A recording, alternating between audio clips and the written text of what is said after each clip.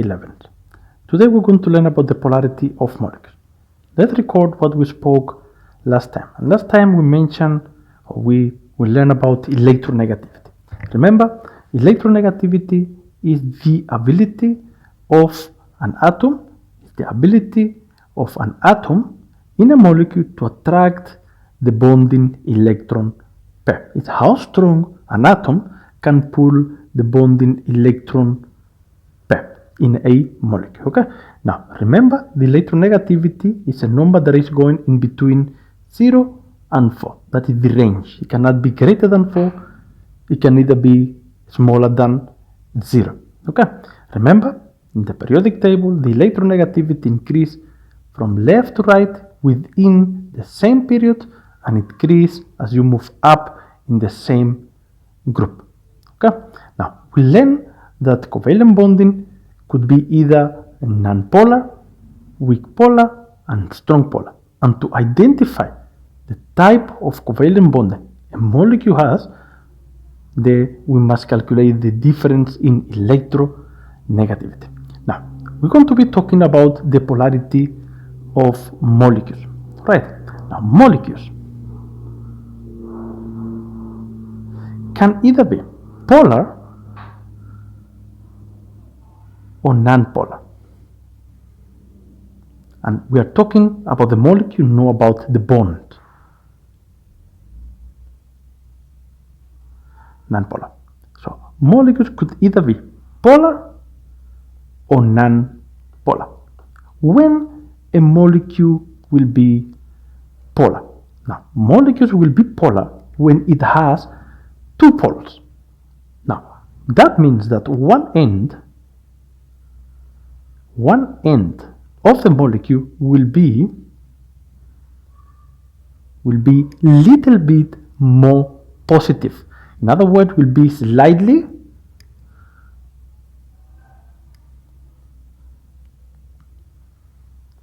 positive, and the other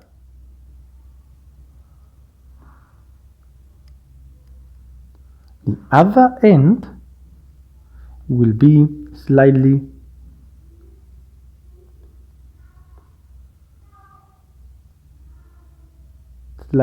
negative. So one end of the molecule will be more positive than the other. These have one side that is slightly positive and the other side is slightly negative. That is when a molecule is to be polar. Now, when a molecule is not polar, if where the charge is equally spread, so it does not have two poles. I'm going to write, do not have two poles. The charge is evenly spread.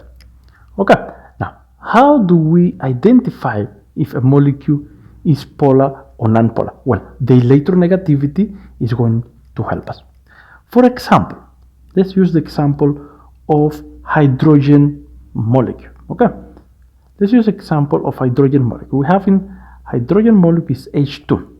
Using the Lewis dot diagram, you have that hydrogen have one electron to share with the other hydrogen, and this will be the molecule. Okay. Now, the electronegativity of hydrogen. If you go to the periodic table, let's look for the electronegativity of hydrogen. It's 2.1. Remember, in this periodic table, it's right on top. So each hydrogen have 2.1. So none of them is pulling stronger than the other. So that molecule will be evenly distributed electrons. It won't have any pole, and therefore this molecule will be non-polar. So the molecule of hydrogen is a non-polar. Let's see another example. Let's now go to the example of hydrogen chloride. Okay. Example 2. Let's have now 2 hydrogen chloride. Alright. Now, hydrogen have a valence of 1. Chlorine has a valence of 7. 1, 2, 3, 4, 5, 6, and 7. They share. Remember, the lowest structure for hydrogen chloride is hydrogen sharing with chlorine. 1, 2, 3, 4, 5, and 6. Now, let's go to the electronegativity of each of the atoms. Electronegativity of each of the atoms. Okay, the electronegativity of hydrogen, we said, is 2.1. Okay, the electronegativity of this one is 2.1. The electronegativity of chlorine is going to be, chlorine is here in the periodic table. You can see it here right in the corner, is 3. Is 3.0.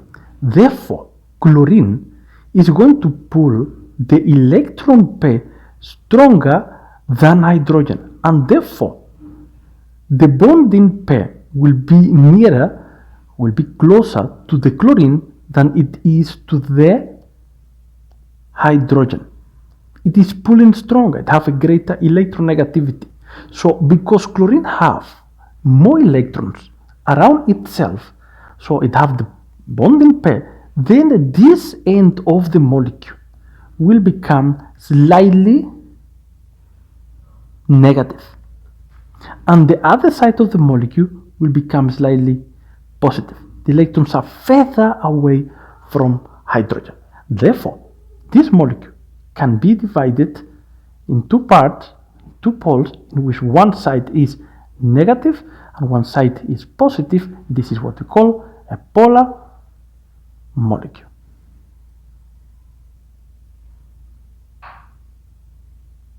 Polar molecule. Let's see another example. Let's see the molecule of water. It's a very important molecule. Okay, let's see the molecule of water. Example 3. See, H2O. This is not new. We've been practicing this one. Now, hydrogen have one valence electron. You have 2 hydrogen. You have 1 oxygen with 6. 1, 2, 3, 4, 5, and 6. They're going to share these unpaired electrons here. This one will be shared with that one. This one will be shared with that one, and you will form the molecule of water. So we'll have hydrogen with one bonding pair with oxygen. This is the lone pair of oxygen, and here's the other hydrogen. This is the molecule of water. Now let's see the electronegativity for hydrogen as well as for oxygen. Okay, hydrogen is 2.1 as we said before, and the oxygen, the electronegativity for oxygen, let's look here so you can see it properly. It is 3.5. 3.5. So here is 3.5, 3.5, and then for hydrogen is 2.1. Now you can see oxygen has a greater electronegativity than hydrogen, and therefore it will pull the bonding pair stronger towards itself than hydrogen does. So in each case, the lone pair, the bonding pair, will be closer to oxygen than to hydrogen, and therefore oxygen will become slightly negative. In this side will become slightly negative, as well as here slightly negative, slightly positive, slightly positive. So in this molecule we have here, this is the molecule we have. This end of the molecule, when you divide the molecule in two parts, you can see the molecule have two parts, in which this side is more negative than this side. So the molecule of water has two poles, one negative on this side, one positive on the other. Therefore, this molecule is going to be a polar molecule. Let's fix that one. Molecule. It has one end which is more negative than the other. Thank you very much. Next time we'll see more examples to identify molecules as polar or non-polar. Thanks a lot.